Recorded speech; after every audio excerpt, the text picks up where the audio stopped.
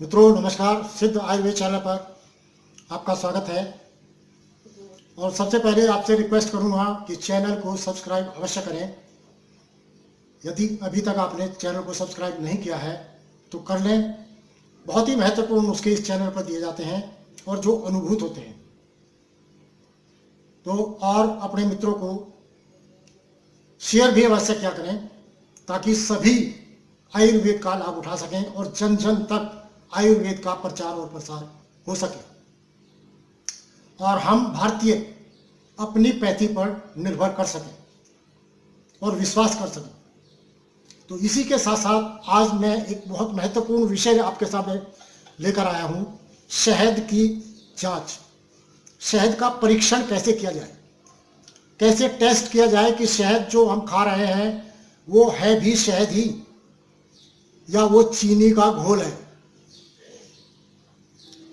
देखिए, आज शहद का उत्पादन करने वाले बहुत सारे उद्योग हैं। बहुत लोगों ने मधुमक्खी पालन शुरू कर दिया है और प्रत्येक स्वामी महात्मा सब शहद का उत्पादन कर रहे हैं और धड़ेले से बेच रहे हैं और हम खा भी रहे हैं, प्रतिदिन उसका प्रयोग कर भी रहे हैं। परंतु हमें नहीं मालूम कि वो शहद शुद्ध है भी कि नहीं। तो आज मैं आपको ये महत्वपूर्ण जानकारी देने वाला हूं। खाने से पहले उसकी जांच अवश्य कर लें कि वो हम शहद ही खा रहे हैं या कि कोई अन्य पदार्थ। सबसे पहले मैं आपकी इसकी जांच बताऊंगा। आप एक सूखी ब्रेड ले लें।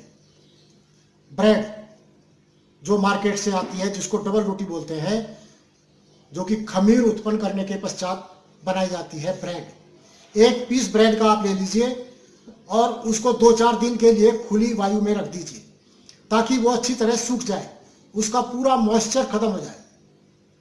और उस सूखे ब्रेड पर शहद को लगा दीजिए पूरे पर और लगा करके आधे घंटे के लिए उसको छोड़ दीजिए। यदि ब्रेड वैसी की वैसी ही सूखी रहती है तो आपका शहद शुद्ध है, उसमें कोई मिलावट नहीं है। और यदि वो नरम हो जाती है ब्रेड का पीस तो आप समझ लीजिए कि वो शहद शुद्ध नहीं है, उसमें मिलावट की गई है और उसमें मॉइस्चर अधिक है, पानी की मात्रा अधिक है, जिसको ब्रेड ने सोख लिया और वो नरम हो गई। और एक दूसरा तरीका मैं आपको बताता हूं। एक सफेद कोरा कागज ले लीजिए और उस पर 3 बूंद शहद की छोड़ दीजिए और उसको आप 10-15 मिनट के लिए रख दीजिए। यदि पेपर गीला हो जाता है और उसका सर्किल बढ़ जाता है शहद का, तो आप समझ लीजिए शहद में मिलावट की गई है। और यदि पेपर आर पार गीला नहीं होता तो शहद आपका शुद्ध है। और तीसरा परीक्षण मैं आपको बताता हूं। एक माचिस की तिल्ली आप ले लीजिए। ये देखिए, ये माचिस की तिल्ली है। इस माचिस की तिल्ली पर आप ये जो मसाला जहां लगा हुआ है, मसाले का जो भाग है, इसके ऊपर शहद लगा दीजिए और फिर इसको माचिस पर इस प्रकार से जलाइए, इस प्रकार से जलाइए तो ये तिल्ली जल जानी चाहिए। यदि शहद लगी हुई तिल्ली माचिस की जल जाती है तो आप समझ लीजिए कि शहद आपका शुद्ध है, उसमें किसी प्रकार की मिलावट नहीं है। और यदि तिल्ली नहीं जलती है तब शहद आपका शुद्ध नहीं है, तो उसको खाने से कोई लाभ नहीं। तो इस प्रकार से आप अपने शहद की जांच करें और तब इसको खाएं।